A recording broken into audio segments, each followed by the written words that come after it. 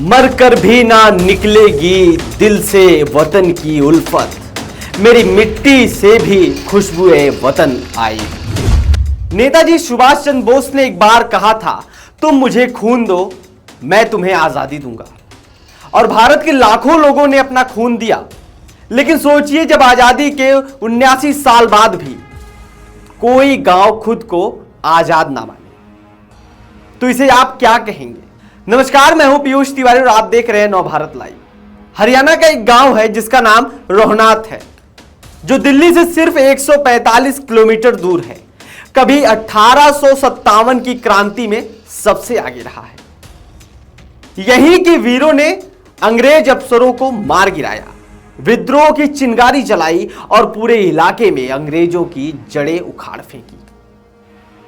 लेकिन सोचिए, अंग्रेज सरकार ने इस वीरता का जवाब कैसे दिया होगा?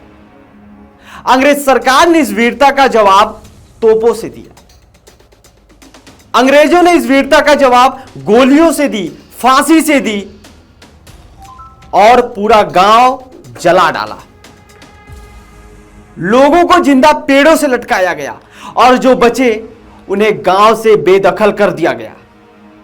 दिन था 20 जुलाई 1858। रोहनाथ गांव को नीलाम कर दिया गया, मात्र 8100 रुपए में। पूरे गांव की जमीन किसी और के नाम कर दी गई।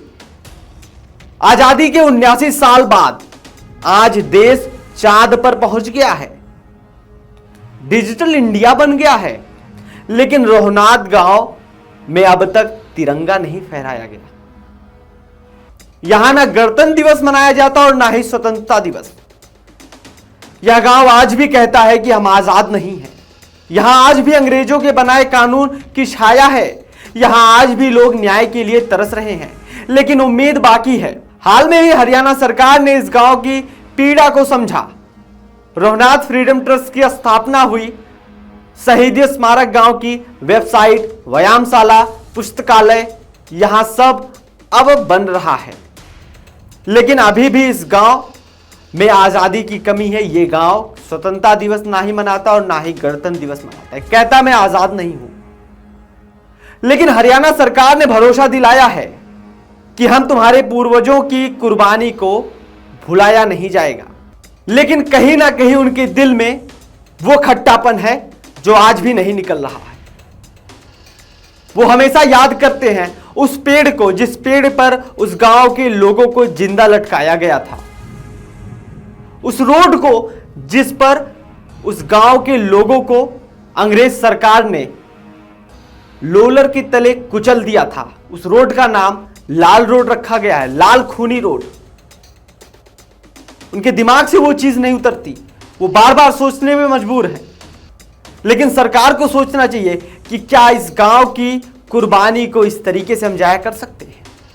लेकिन रोहनाथ गांव की वीरों की कुर्बानी को मैं सलाम करता हूं। जिस प्रकार से उन्होंने इस देश की आजादी में अपना हाथ बढ़ाया, अपना साथ बढ़ाया, वास्तव में यह कुर्बानी जाया नहीं की जा सकती। अभी भी कई गांव, कई कहानियां बाकी हैं जिन्होंने इतिहास रचा, लेकिन इतिहास में जगह नहीं पाई। रोहनाथ सिर्फ एक गांव नहीं, यह हमारी आजादी की अधूरी कहानी है। इस पंक्ति के साथ मैं इस पूरे वीडियो को विराम कर दूंगा। आओ झुककर सलाम करें उन्हें जिनकी बदौलत ये तिरंगा लहराता है। खुशनसीब होते हैं वो लोग जिनका लहू इस देश के काम आता है।